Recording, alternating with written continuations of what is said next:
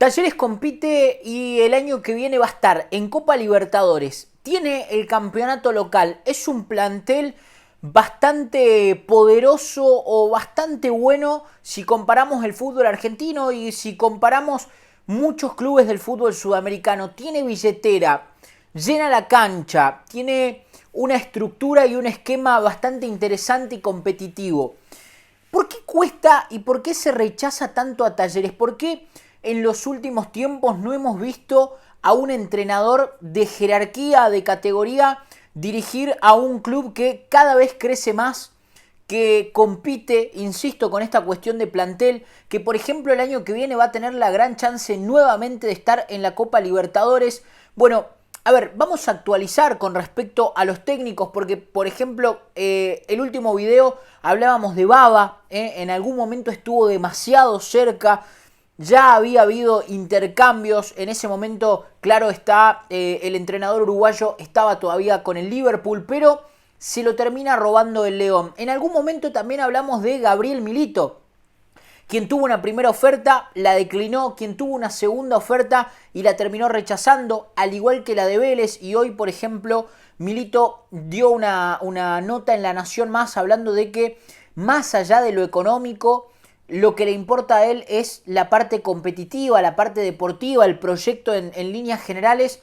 Por supuesto que esto hay que tomarlo con pinzas porque si a Milito le proponen un proyecto de lo mejor en cuanto a lo deportivo en Gimnasia de Jujuy y le ofrece un proyecto deportivo que le guste un poco menos, pero en Vélez o en Argentinos Juniors, está claro que Milito, por más que le guste el proyecto deportivo, se va a ir por Vélez por una cuestión de billetera también y no solamente de proyecto deportivo. Pero creo que nos da un puntapié inicial Gabriel Milito de por qué rechazó a Talleres en primera instancia, porque la oferta económica era muy buena. Milito termina hablando y diciendo que, o dando a entender entre líneas, que no le terminó de convencer ni de Vélez ni de Talleres la cuestión del proyecto deportivo. Y acá es donde hay que empezar a ahondar en también por qué otros de los entrenadores con mucha jerarquía le terminan diciendo que no a Talleres. En algún punto se habló de Gareca, existió esa reunión con Gandolfi sentado en el banco de suplentes de Talleres y cuando todavía no había dado un paso al costado, existió una reunión con el Tigre Gareca. Gareca agradeció, dijo que no. De hecho, se propuso como en una especie de manager, pero no de entrenador. Y después los otros técnicos que fueron dando vueltas como Barros Esqueloto, algunos por supuesto menos terrenales, como el nombre de Berizzo, como el de los Mellizos, que compiten en otras ligas, que quizás están a otra altura y por supuesto desde los económicos son súper complicados. Ahora, vos tenés un técnico como Bava, que si bien ya lo analizamos en el video en particular, termina aceptando una oferta del León. Del León de México, que muchos de ustedes me van a decir, y con el perdón para el fútbol mexicano, no hay ningún tipo de posibilidad que sea más interesante dirigir al León en la Liga Mexicana que a Talleres, un equipo que va a afrontar la Copa Libertadores, que está en competencia directa en el fútbol argentino, que si bien tenemos un mamarracho, son 30 equipos y todo lo que quieran, es mucho más interesante que el fútbol mexicano, es más competitivo, hasta es un poco más atractivo. No estoy queriendo del todo bajarle el precio al fútbol mexicano, pero yo creo que hoy, ante el nivel de competencia, vayamos a que México ni siquiera juega la Copa Libertadores. Y me dirán ustedes también, bueno, es una cuestión económica, es 100% económico. Bueno, vamos a Milito entonces.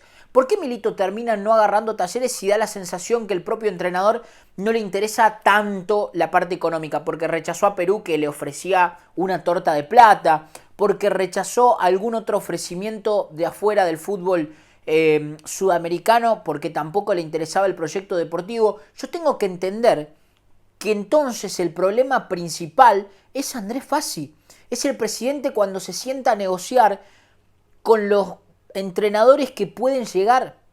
Es el presidente que cuando se sienta le dice, mirá, entre líneas yo voy a manejar el mercado, yo te voy a traer se va a ir se va a ir el otro.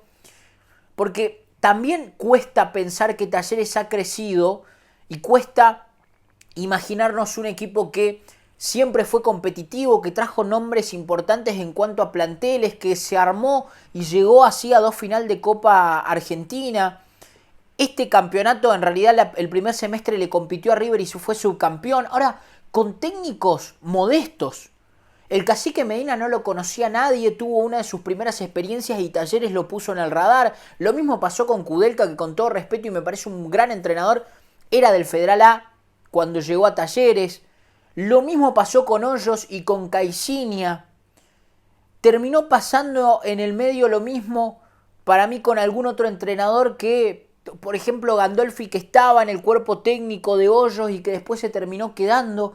A ver, a la altura de Talleres tiene que haber un entrenador de nombre, porque después vemos que Rosario Central sale campeón y decimos, ¿cuál es la diferencia?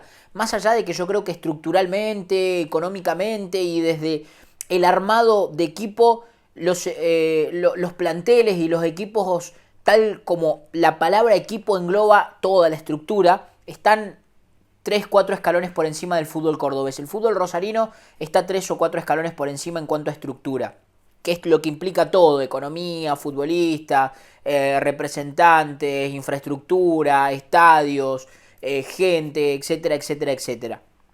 Ahora, bien, vos te fijás que Rosario Central, con un equipo que tiene un par de figuras, pero al igual que Talleres, porque vos decís, tiene a Malcorra, tiene a Campás, sí, está bien. Talleres tiene a Garro, tiene a Sosa, Talleres tiene a Guido Herrera, Talleres tiene, o en su momento a Baloyes y lo tuvo a Santos, Talleres tiene a Villagra. Entonces, ¿cuál es la diferencia? Y la diferencia es que Rosario Central fue a buscar a un tipo como Russo, que te puede gustar o no, podemos entrar en el debate del antifútbol o no, pero es un tipo que algo conoce, que sabe cuánto pesa una Libertadores, que sabe lo que es salir campeón, que por ejemplo no ha perdido nunca un clásico contra Newell's. Un tipo experimentado, un tipo que entiende. Y acá, puntualmente hablando de Talleres, siempre encontramos entrenadores que vienen a hacer sus primeras experiencias y que a priori eso les da la no potestad de reclamar nada y no tienen ningún tipo de espaldas cuando se sientan a hablar con Fassi de tú a tú. Porque cuando se quieren empezar o se ganan esa espalda, se terminan yendo. Lo pasó con el Cacique Medina, que el Cacique no se fue porque Fassi no quiso negociar. A ver, ya había algunas cuestiones que no estaba de acuerdo Medina, lo dijo en una entrevista y todo, pero el Cacique se fue porque le llegó una oferta 4 veces más importante del Inter. Llamó de un momento para el otro a Fassi, mientras Fassi estaba de vacaciones, le dijo me voy y listo, cuando el contrato ya estaba arreglado.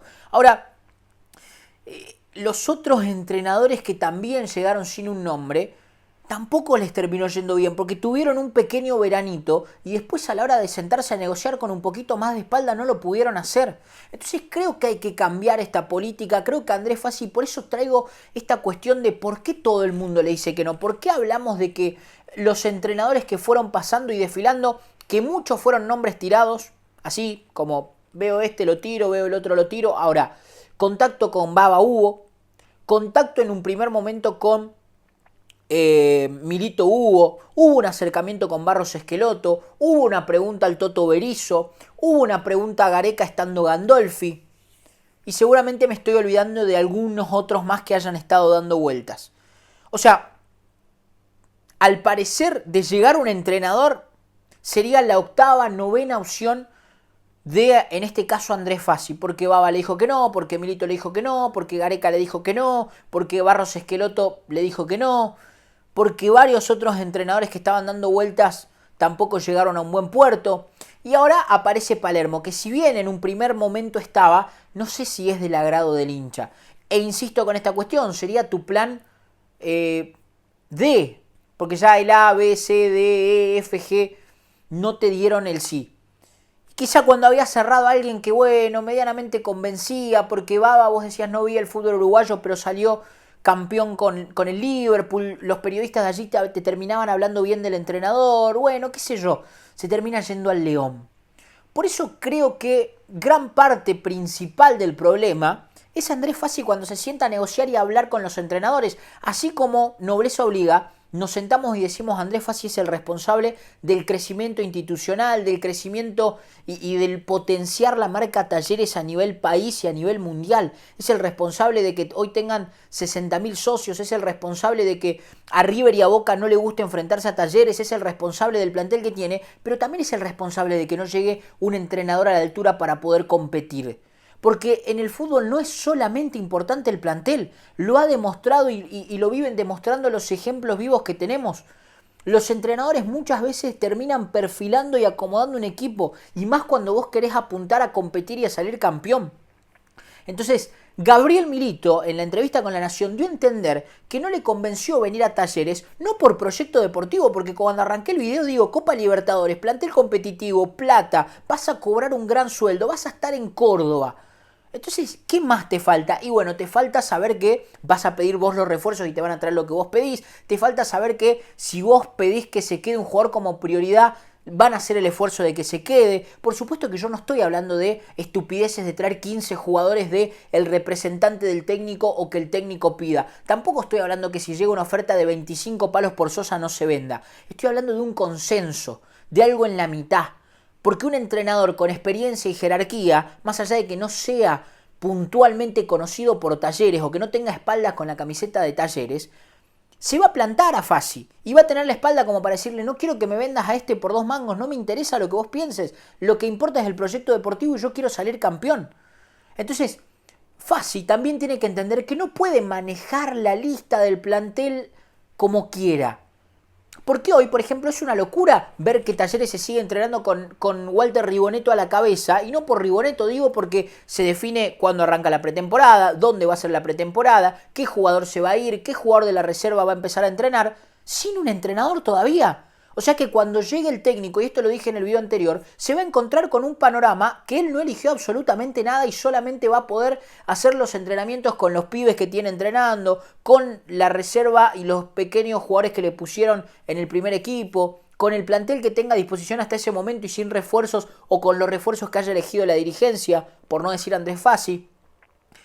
Para que llegue alguien de jerarquía y le pueda dar el diferencial que necesita Talleres, ese salto que viene buscando hace rato, Andrés va a tener que sentarse y entender que puede manejar, puede cuidar, pero es hora de que le dé la responsabilidad a un entrenador, a alguien de fútbol, y que él se siga ocupando de otras cosas. No digo que no se meta, pero sí que le dé la potestad al entrenador, porque si no, te van a seguir diciendo que no. Y vuelvo a reiterar lo que dije hace 2 semanas. Hace 2 semanas y media. Que no les parezca una locura que Walter Ribonetto se quede. Por ahora, para largo. Palermo y Ribonetto, y tampoco descarten a Frank Darío Kudelka, que sería ese manotazo de ahogado si no se termina de resolver en las próximas horas. En ese orden, para mí es Ribonetto, Palermo o Kudelka. Habrá algún otro nombre y con Fassi nunca se sabe. Comentame acá abajo, ¿por qué pensás que le dicen que no a Talleres? Te leo. Te pido por favor que te suscribas, que actives la campanita, que le des like, por favor. Así esta comunidad sigue creciendo y seguimos trayendo videos del fútbol cordobés. Nos estamos encontrando. Chau, chau.